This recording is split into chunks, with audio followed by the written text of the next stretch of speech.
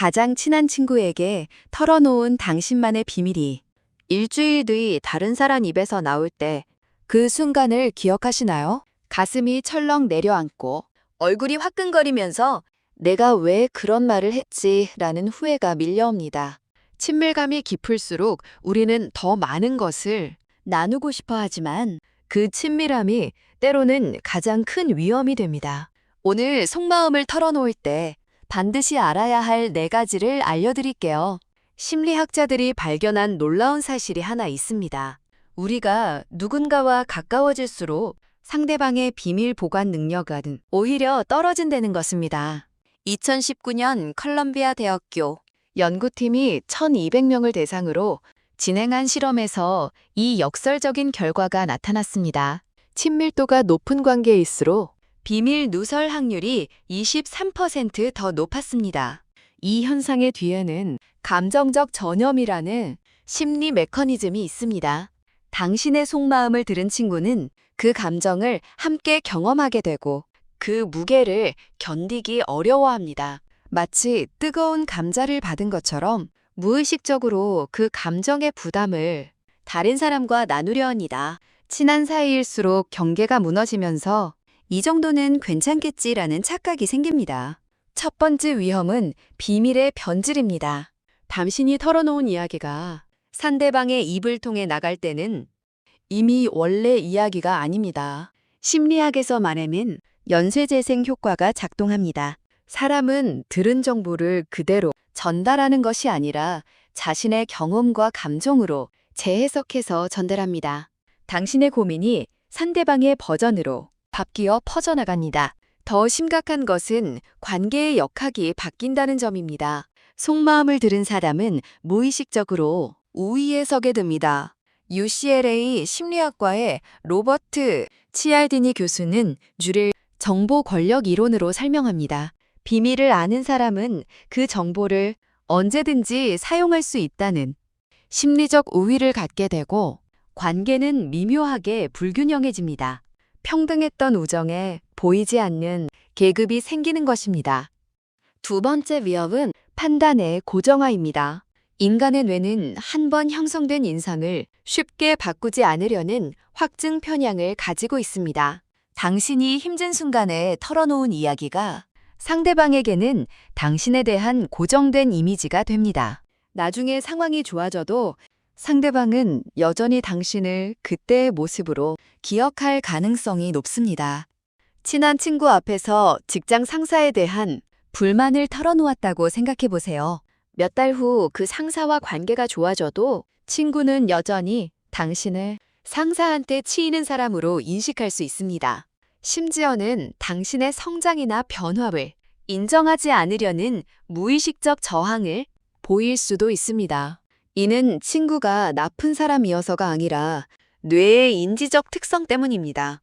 세 번째 위험은 의존성의 증가입니다. 속마음을 나누면서 생기는 친밀감은 중독성이 있습니다. 심리학에서는 이를 자기개방 중독이라고 부릅니다. 한번 깊은 이야기를 나누고 나면 다음에는 더 깊고 더 자극적인 이야기를 하고 싶어집니다. 마치 약물 내성처럼 같은 수준의 친밀감으로는 만족하지 못하게 됩니다. 이 과정에서 당신은 점점 더 많은 것을 의존하게 됩니다. 문제가 생길 때마다 그 사람에게 달려가고 그 사람의 반응과 조언에 의존하게 됩니다. 하지만 상대방은 당신의 모든 문제를 감당할 준비가 되어 있지 않습니다. 결국 상대방에게는 부담이 되고 당신에게는 실망이 됩니다. 과도한 자기 개방이 관계를 질식시키는 것입니다. 네 번째이자 가장 치명적인 위험은 관계의 종료 시점입니다. 아무리 친한 사이라도 영원할 수는 없습니다. 사람들은 성장하고 환경이 바뀌고 관심사가 달라집니다. 하지만 당신이 털어놓은 비밀은 관계가 끝나도 상대방의 기억 속에 남아 있습니다. 2020년 하버드 대학교의 연구에 따르면 관계가 악화된 후에 과거의 비밀이 악용되는 확률은 42%나 됩니다. 이별한 연인, 멀어진 친구, 틀어진 동료가 당신의 과거 이야기를 무기로 사용할 수 있습니다. 그때는 친밀감의 표현이었던 것이 나중에는 약점이 되는 것입니다. 더 무서운 것은 그 사람들이 악의를 가지고 그러는 것이 아니라는 점입니다. 관계가 나빠지면서 자연스럽게 상대방에 대한 인식이 바뀌고 과거의 비밀도 다른 의미로 해석하게 됩니다. 그렇다면 어떻게 해야 할까요? 첫 번째는 20% 원칙을 적용하는 것입니다. 당신이 말하고 싶은 것에 20%만 말하세요. 나머지 80%는 일기나 혼자만의 시간에 소화하는 것입니다. 이는 단순히 비밀을 지키기 위한 것이 아닙니다. 자신만의 내적 공간을 보호하고 관계에서 적절한 거리를 유지하는 방법입니다. 말하고 싶은 충동이 생길 때는 이 이야기가 상대방에게 어떤 부담을 줄까를 먼저 생각해 보세요. 내가 이 사람 입장이라면 이런 이야기를 듣고 싶을까를 자문해 보는 것입니다. 진정한 배려는 나누는 것이 아니라 때로는 나누지 않는 것입니다. 상대방이 감당할 수 있는 범위 내에서만 자신을 드러내는 것이 성숙한 관계의 시작입니다. 두 번째는 감정과 사실을 분리하는 것입니다. 속마음을 털어놓고 섞을 때 대부분은 사실보다는 감정을 전달하려고 합니다. 하지만 감정은 전달되면서 증폭되고 왜곡됩니다. 대신 감정은 간단히 표현하고 구체적인 해결 방안이나 조언이 필요한 부분만 이야기하세요. 요즘 힘들어가 아니라 이런 상황에서 어떻게 하면 좋을까로 접근하는 것입니다. 이렇게 하면 상대방도 단순히 감정을 받아내는 역할이 아니라 문제 해결의 파트너가 됩니다. 관계는 더 건설적이 되고 당신도 실질적인 도움을 받을 수 있습니다. 감정의 쓰레기통이 아닌 지혜의 동반자를 만드는 것입니다. 이는 상대방에 대한 존중이기도 하고 자신에 대한 보호이기도 합니다.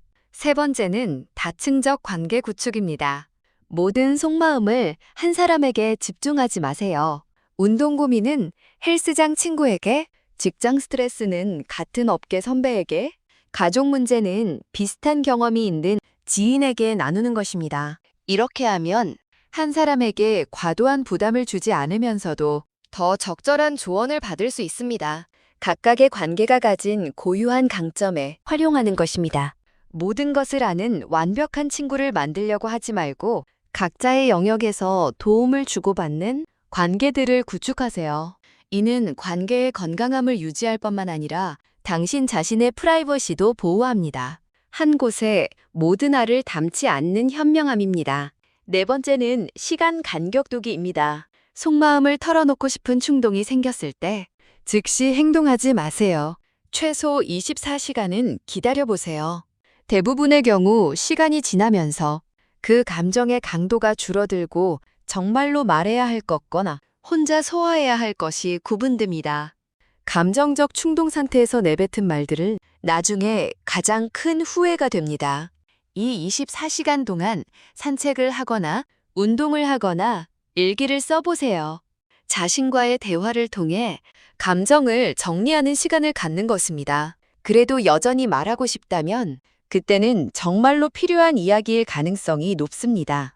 시간이라는 필터를 통과한 이야기들은 더 신중하고 상대방에게도 더 의미 있게 전달됩니다. 진정한 친밀감은 모든 것을 나누는 데서 오지 않습니다. 서로의 경계를 존중하면서도 마음을 나누는 데서 옵니다. 나누지 않는 것도 하나의 선택이고 그 선택 자체가 관계를 보호하는 지혜입니다. 가장 친한 사람일수록 더 신중해야 하는 이유가 여기에 있습니다. 친밀함과 프라이버시 사이의 균형점을 찾는 것. 그것이 성숙한 관계의 비결입니다. 당신은 모든 것을 말해야 하는 사람이 아닙니다. 당신은 자신만의 내적 세계에 지킬 권리가 있는 사람입니다. 진정한 친구라면 당신이 말하지 않는 것들도 존중할 것이고 당신도 그런 친구가 될 수 있습니다. 속마음을 나누는 것으로 어려움을 겪으셨던 분들께 작은 위로와 통찰이 되었길 바랍니다. 공감되는 부분이 있다면 댓글로 남겨주세요. 영상이 도움이 되셨다면 구독과 좋아요, 알림 설정 부탁드립니다. 다음 영상에서 더 유익한 인사이트로 찾아뵙겠습니다. 감사합니다.